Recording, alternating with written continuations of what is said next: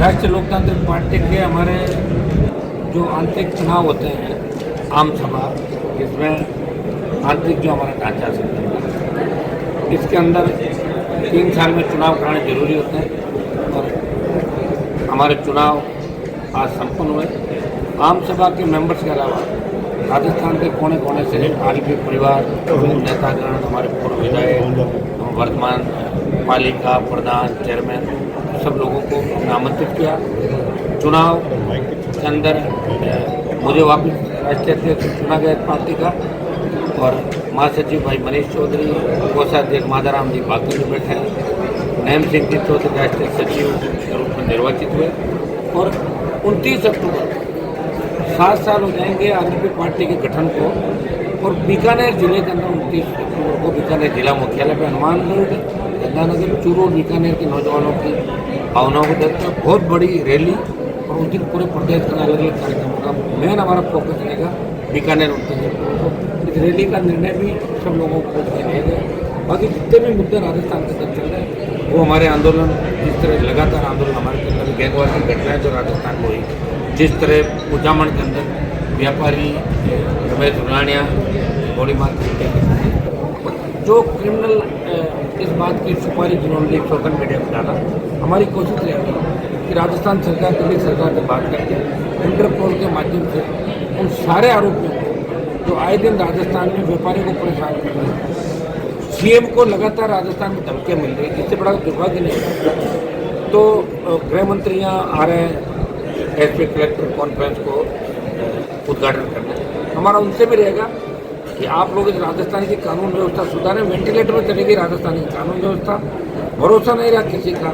और जिस तरह कपासर के अंदर विधायक और विधायक के भाई ने सूरजमारी पर अटैक कराया, जिस तरह के हालात राजस्थान के अंदर बने, जिस तरह बीजेपी के एक विधायक को राजस्थान में सजा हुई और उपचुनाव हो रहा है, और जिस तरह विधायकों के, मंत्रियों के और उनके नज़दीकी लोगों के नाम लगातार भ्रष्टाचार के अंदर आ रहे हैं, जिस तरह होटलों पे छापे पड़ रहे राजस्थान के अंदर और उनमें वैश्यावृत्ति करते युवतियाँ पकड़ी जाती हैं और वो होटल व्यवसायी एक मंत्री के रिश्तेदार और एक ट्रेडिशनल डीजी राजस्थान सरकार में उसकी उस होटल के अंदर पार्टनरशिप है जालौर जिले के अंदर। तो ये इस बात की ओर इंगित करता है कि राजस्थान बर्बादी के राह पे खड़ा, बर्बादी की ओर चला गया। फोकस मंत्रियों का, वरिष्ठ नेताओं का, माफिया का और गैंगस्टर गुंडे अपराधियों को फोकस कर गया।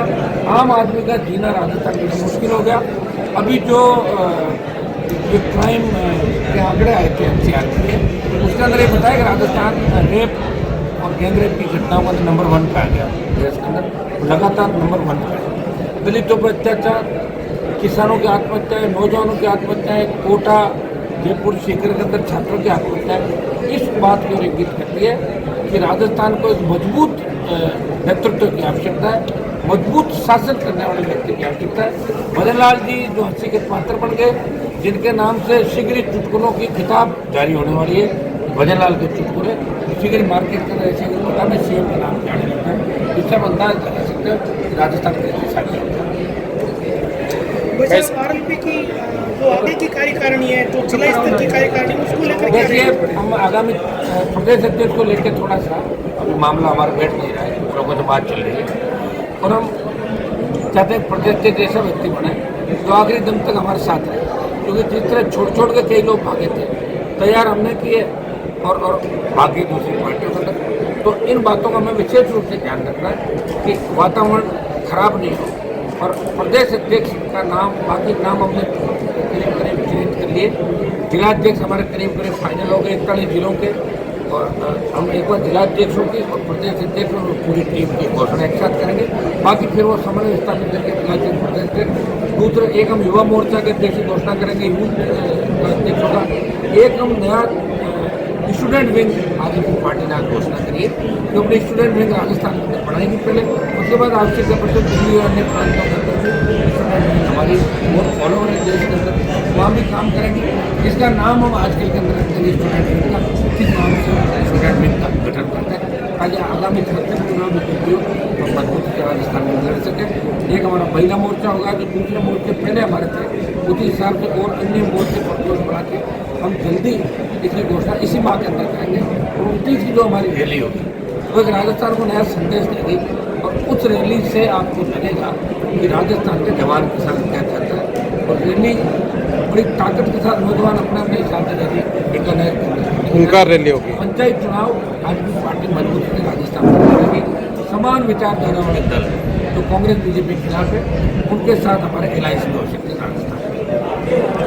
सर आरएलपी का जिस तरह से नया ढांचा खड़ा हो रहा है, क्या लग रहा है जो पहले जो लोग थे जो चले गए, अब रिफाइंड लोग जो बचे हैं, उसके साथ राजस्थान में किस तरीके की एक नई शुरुआत, और पूरे राजस्थान क्योंकि आगामी कई चुनाव आ रहे हैं, पंचायती राज है, नगर निकाय हैं, किस प्रकार की चुनौतियां देंगी आरएलपी पार्टी? देखिए आना जाना तो बना रहता है, तो कांग्रेस छोड़ बीजेपी, बीजेपी छोड़ो कांग्रेस, बीजेपी छोड़ के हमारे पास आए कांग्रेस, ये आना। लेकिन हम कोशिश करें कि इस पार्टी में नौजवानों को विशेषकर संगठित लोगों को ज़्यादा मौका मिले, हम ये चाहेंगे 7 साल के लोगों को मौका मिले। हाँ, अगर कांग्रेस बीजेपी में कोई अच्छे नेता को सम्मान नहीं मिलता तो कई लोग हमारी पार्टी ज्वाइन करना चाहते हैं, उनको भी ऐसे लोगों को मौका देंगे जिनकी बेदाग छवि, जिन पर करप्शन के आरोप नहीं लगे, जो कोई माफियाओं से नहीं मिला, ऐसे लोगों को हम पार्टी में जोड़ेंगे। डिफाइंड करने के बाद हमारी जो इस बार की कार्यकारिणी आएगी बहुत अच्छी कार्यकारिणी, वकील भी होंगे, पत्रकार भी होंगे, कई तरह के लोग, अलग अलग तरह के बड़े लोग होंगे कार्यकारिणी के अंदर आपको देखेंगे। एक सर अभी जो उपचुनाव है उसमें आरएलपी की क्या भूमिका रह सकती है? अंत में उपचुनाव होने जा रहे हैं। उम्मीद है जनता के उपचुनाव को लेकर एक बार हम बात करें, हमारा मकसद यही रहेगा कि कांग्रेस और भाजपा को रोकते वहाँ पर, तो जैसा बातचीत चल रही है आजकल के अंदर उसका फैसला जनता में हमारा निर्णय क्या होगा, क्योंकि आरएलपी का बहुत बड़ा वोट बैंक जनता के अंदर नहीं है। तो लेकिन हम ये चाहेंगे कि कांग्रेस रोके, भाजपा रोके और तीसरी ताकत जनता में खड़ी हो। इसको लेकर हम तमाम जो दल है दूसरे कांग्रेस बीजेपी उनसे बातचीत करके नया उम्मीदवार उतारने का प्रयास करें। सर नरेश मीणा भी आपकी तरफ उम्मीद की नज़रों से देख रहे हैं, क्योंकि कांग्रेस ने तो उनको अलग थलग पटक दिया है, बीजेपी का वो साथ चाहते नहीं। देवली उड़ियारा के अंदर उसको चुनाव लड़ना चाहता था, अगर लड़ लेता चुनाव जीत जाता, फिर भी मैंने सपोर्ट किया देवली उड़ियारा नरेश का कि भाई नरेश को वोट दें सोशल मीडिया के माध्यम से। केंद्र का चुनाव उस समय था, सोशल मीडिया के माध्यम से मैंने सपोर्ट किया। एक बार उनसे भी बात कर लें। सर आंध्रा के चुनाव में क्या नरेश मीणा आपकी पार्टी से उतरना चाहेंगे? अभी तक कोई बात नहीं, अभी कोई बात नहीं, बात करेंगे आजकल। अभी तो फार्म भरने की 14 तारीख है। सर आपने पिछले दिनों एसएमएस जाके घायलों से मुलाकात की, एसएमएस में कांड हो जाता है, उससे पहले अजमेर रोड पर कांड हो जाता है, फिर दोबारा अजमेर रोड पे कांड की व्यवस्था वेंटिलेटर है। सीएम की मजाक उनके विधायक मंत्री और पूरे ब्यूरोक्रेट कमरों में बैठ के मुख्यमंत्री भजनलाल के वही रील सुनता है कि मैं बुराइयों के साथ हूँ, मैं रावण के पक्ष में हूँ, मैं टेलीफोन को रिसीवर लगा के मजाक मोदी को श्रद्धांजलि 25 दिन सुन के अलग बोला रखा वो भजनलाल के चुटकुले कोई सुनता है तो वो उसमें हंसते रहता है। पूरा प्रदेश सीएम पे हंस रहा है और दिल्ली वाले चूँकि इसलिए इनको नहीं हटा रहे कि दिल्ली में जिन लोगों ने इसको बनवाया अब वो अपनी बेइज्जती महसूस कर रहे हैं कि हटाने से पहले ही कहा था तुमने इसको क्यों बनाया, इसलिए वो चुपचाप बैठे।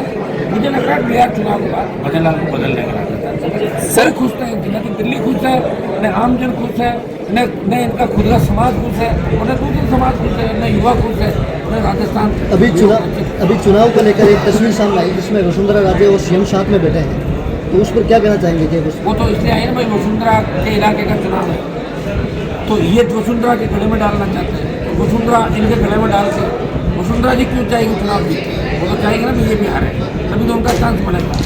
और ये फिर आपस में बैठ कर एक दूसरे के यहाँ गले की 5 कैसे बढ़े, इसलिए साथ वहाँ पर। भाई साहब कई मामलों में देखा गया कि आरएलपी ने विपक्ष की भूमिका निभाई, विधायक नहीं होने के बावजूद। तो जो विपक्ष की पार्टियां होती तो आमतौर पर एकजुट होकर ही सत्ता के खिलाफ लड़ाई लड़ती है, तो यहाँ कुछ मामलों में कांग्रेस थोड़ी अलग थलग दिखी। दिल्ली में लड़ाई, दिल्ली में इंडिया अलायंस के साथ ही राजस्थान की कांग्रेस तो खुद गुटों में बैठे, खुद ही एकजुट नहीं, हम कहाँ से उनके साथ बताओ। अभी कुचामन करना तो कांग्रेसी नेता बैठे थे मैं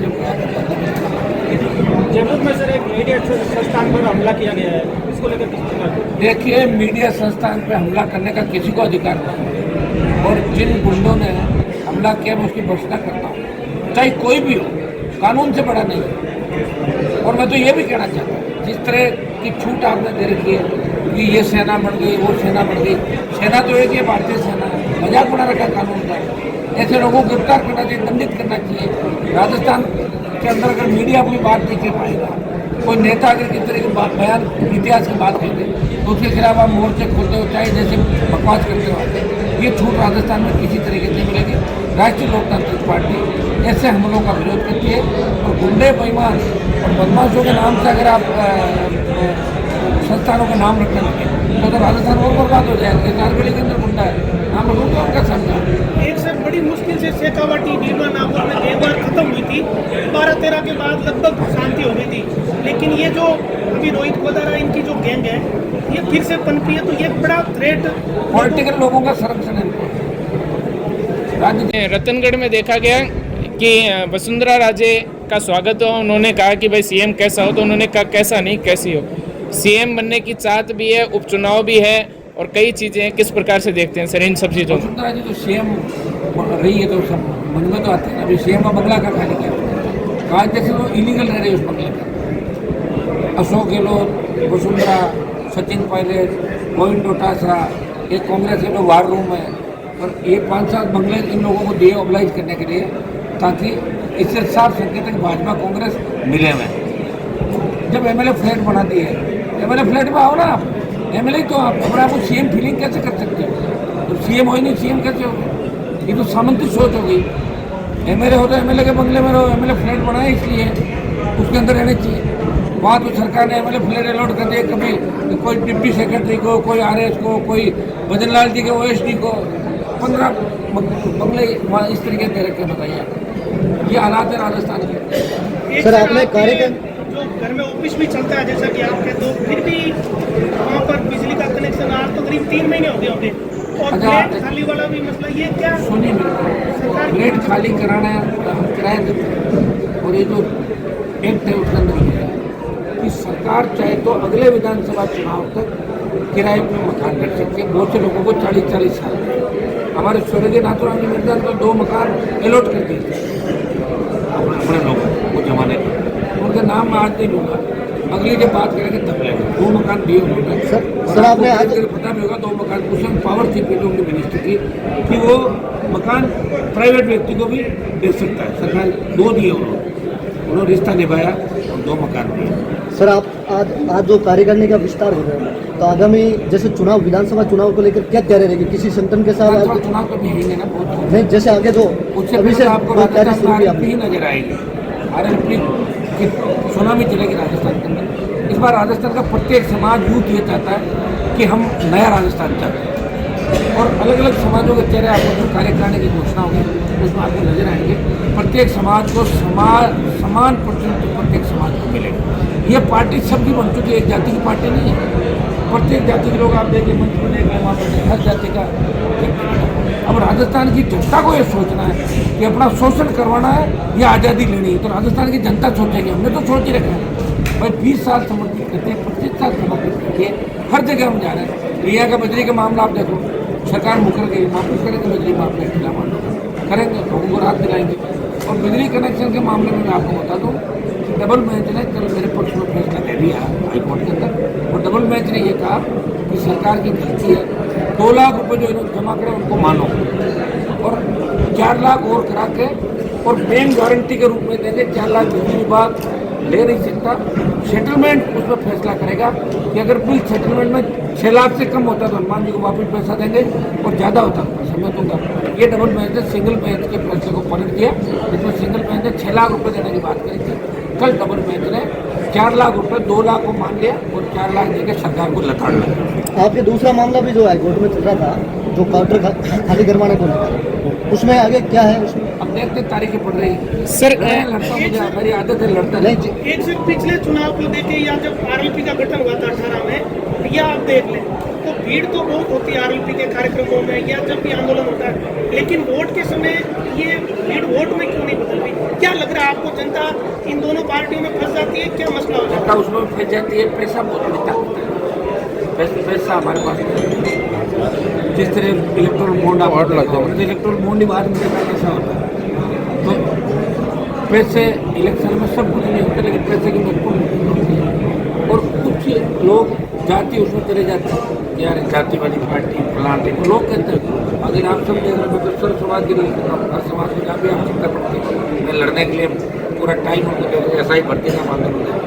127 की तक लड़ाई लड़ी, आगे भी लड़ेंगे, अग्निवीर की लड़ेंगे, किसानों की लड़ाई, परिवार बेटियों की लड़ाई, अभी कपासन का आप देख लें, तमाम आप देख रहे हो रात के जो सुबह 5-5 बजे तक लोग इंतजार कर रहे हैं, सुबह 5:15 बजे तक बीकानेर, बाड़मेर, जोधपुर, शाहपुरा के अंदर जो कार्यक्रम हुए, जयपुर जिले के अंदर जो तमाम जगह आप देखोगे कि आरएलपी राजस्थान की तीसरी ताकत के रूप में जबरदस्त तरीके से ऊपर के सामने आई और सर्व समाज चाहता है कि हमें राजस्थान का भला करना है, हमारी बहन बेटियाँ कैसे सुरक्षित रहे, कानून का राज कैसे रहे, पेपर लीक की घटनाएं नहीं हो, नौजवानों को रोजगार मिले और सामंती व्यवस्था खत्म हो राजस्थान में। हर आदमी चाहता है, हर वर्ग चाहता है और राजपूत ब्राह्मण बढ़िया भी चाहता है कि हनुमान जी की पार्टी ताकतवर बने और हमारे नेता भी इस पार्टी के अंदर आए। स्वागत है, ले रहा हूँ, उनको भी टिकट दिए मैंने और भी टिकट